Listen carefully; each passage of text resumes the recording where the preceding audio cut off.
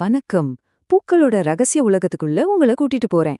நாம தினமும் பாக்குற ஒரு சின்ன விஷயத்துக்கு பின்னால எவ்ளோ பெரிய அறிவியல் ஒளிஞ்சிருக்குன்னு இன்னைக்கு நாம தெரிஞ்சுக்க போறோம். வாங்க பாக்கலாம். நீங்க உங்க வீட்டு தோட்டத்திலேயே இத கவனிச்சிருப்பீங்க இல்லையா? மாமரத்துல பாத்தீங்கன்னா கொத்து கொத்தா நூத்துக்கணக்கான பூ பூக்கும். ஆனா கடைசியில பார்த்தா கையில என்ற அளவுக்கு தான் மாங்கா வரும். அப்போ மீதி பூவெல்லாம் என்னாச்சு? எங்க போச்சு? வாங்க இன்னைக்கு இந்த கேள்விக்கு பதில தேடலாம். இந்த மர்மத்துக்கான விடை எங்க இருக்கு தெரியுமா? பூக்களுக்குள்ள ஒளிஞ்சிருக்கிற அதோட பாலினத்துல தான் இருக்கு. ஆமாங்க, பூக்களுக்கும் ஆண் பெண் அப்படின்னு இருக்கு. இத மட்டும் நாம புரிஞ்சுக்கிட்டா போதும், மத்த எல்லாமே ரொம்ப சுலபமா விளங்கிடும். சரி வாங்க, இத பத்தி கொஞ்சம் ஆழமா பார்க்கலாம். ஒவ்வொரு பூவுக்குள்ளயும் அதோட இனப்பெருக்கத்துக்கு 2 முக்கியமான உறுப்புகள் இருக்கு. இதுதான் நமக்கான முதல் க்ளூ. முதல்ல நாம பார்க்க போறது மகரந்தத்தாள். இதுதான் ஒரு பூவோட ஆண் உறுப்பு. இதோட ஒரே வேலை மகரந்த தூளை உருவாக்குறது மட்டும்தான். இந்த மகரந்த தூள்கள் தான் ஒரு செடியோட ஆண் இனப்பெருக்க செல்கள். அடுத்தது சூலகம். இது பூவோட பெண் உறுப்பு.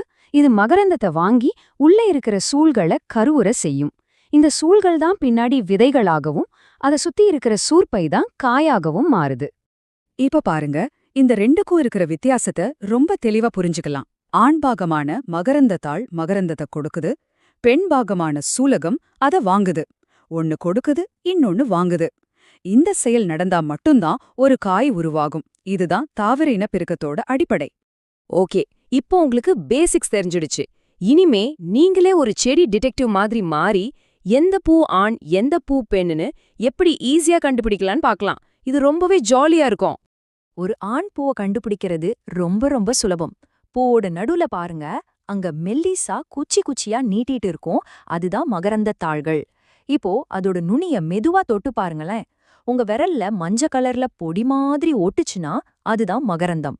அப்போ இது ஒரு ஆண் பூன்னு நம்ம உறுதியா சொல்லிடலாம்.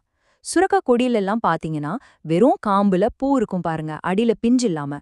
அதெல்லாம் ஆண் பூதான். அதோட வேலை முடிஞ்சதும், அதாவது மகரந்தத்தை கொடுத்ததும் அத பாட்டுக்கு உதிர்ந்துடும். பெண் பூவை கண்டுபிடிக்கிறது அதை விட சுலபம்.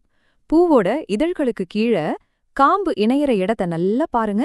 அங்க ஒரு சின்னதா குண்டா வீங்கன மாதிரி ஒரு பகுதி இருக்குதா? அதுதான் சூர்ப்பை. அதுதான் பின்னாடி காயா வளரப் போகுது. அதே சொரக்கா கொடியில சில பூக்களுக்கு அடியிலேயே ஒரு குட்டி சொரக்கா பிஞ்சு இருக்கிறத பார்க்கலாம். அதுதாங்க பெண் பூ. சரி, இப்போ வரைக்கும் ஆண் பூ பெண் பூன்னு தனித்தனியா பார்த்தோம். ஆனா நம்ம இயற்கை இருக்கே, அதுல எப்பவுமே ஒரு ட்விஸ்ட் இருக்கும். சில பூக்கள் ஒரே நேரத்துல ஆணாவும் இருக்கும் பெண்ணாவும் இருக்கும். ஆமாங்க, நிறைய பூக்கள் இருபால் பூக்கள்னு சொல்லுவாங்க. ஒரே பூக்குள்ளேயே ஆண் பாகமான மகரந்த தாளும் இருக்கும், பெண் பாகமான சூலகமும் இருக்கும். இதுக்கு நம்ம எல்லாருக்கும் தெரிஞ்ச ஒரு சூப்பர் உதாரணம் செம்பருத்தி பூ. அதோட நடுவுல நீளமா ஒரு தண்டு வரும் இல்லையா? அதோட நுனியில பெண் சூலகம் முடியும். அந்த தண்டு முழுசும் சின்ன சின்னதா ஆண் மகரந்த தூள்களும் இருக்கிறத நீங்க பார்க்கலாம். அப்போ உங்க மனசுல ஒரு கேள்வி வரலாம். ஒரே பூவில ஆண் பெண் 2 பாகமும் இருந்தா அது ஏன் அதுக்குள்ளேயே மகரந்த சேர்க்கை செஞ்சுக்கிட்டு காயாகிறது இல்ல? இதுக்கு பின்னாடி ஒரு முக்கியமான அறிவியல் காரணம் இருக்கு. ஏன்னா இயற்கை எப்பவுமே அயல் மகரந்த சேர்க்கையை தான் விரும்பும். ஏன் தெரியுமா? வேறு வேற செடியோட மரபணுக்கள் ஒன்னு சேரும்போது பிறக்கிற அடுத்த தலைமுறை செடி ரொம்ப வலிமையாவும் நோய் எதிர்ப்பு சக்தியோடும் இருக்கும். இதுக்காகவே பல செடிகள் தனக்குத்தானே மகரந்த சேர்க்கை செஞ்சுக்கிறத தவிர்க்க நிறைய டெக்னிக்ஸ் வச்சிருக்கு. சரி, இப்போ நாம ஆரம்பிச்ச இடத்துக்கே வருவோம். அந்த மாமரத்து மர்மத்துக்கு. ஆயிரக்கணக்கான பூ பூத்தும் ஏன் கொஞ்சம்தான் காய்க்குது, மீதி பூக்கள் ஏன் உதிர்கின்றன? இதோ அதுக்கான பதில்கள். பாத்தீங்கன்னா, ஒரு பூ உதிர்ந்து போறதுக்கு ஒரே ஒரு காரணம் கிடையாது. பொதுவா இதுக்கு ஒரு 4 முக்கியமான காரணங்கள் இருக்கு. அது என்னென்னு ஒன்னொன்னா பார்க்கலாம்.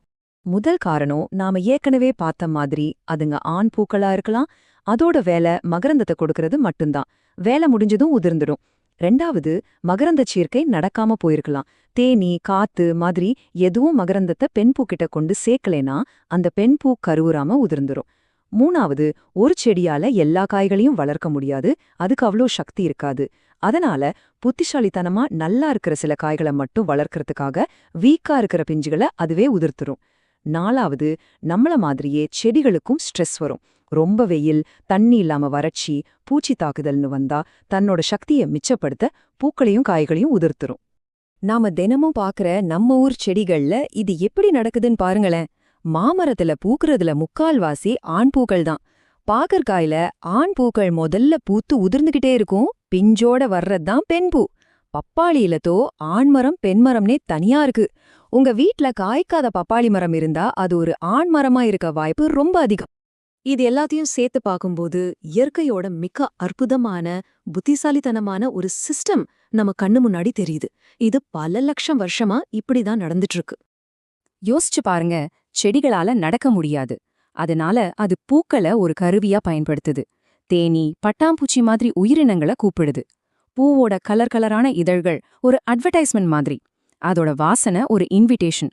உள்ள இருக்கிற தேன் வர்றவங்களுக்கு கொடுக்கற சம்பளம். அந்த சம்பளத்தை வாங்கும்போது தெரியாமலேயே நடக்கிற மகரந்த பரிமாற்றம் தான் அந்த டீல். எவ்வளவு அழகான ஒரு ஏற்பாடு பாத்தீங்களா?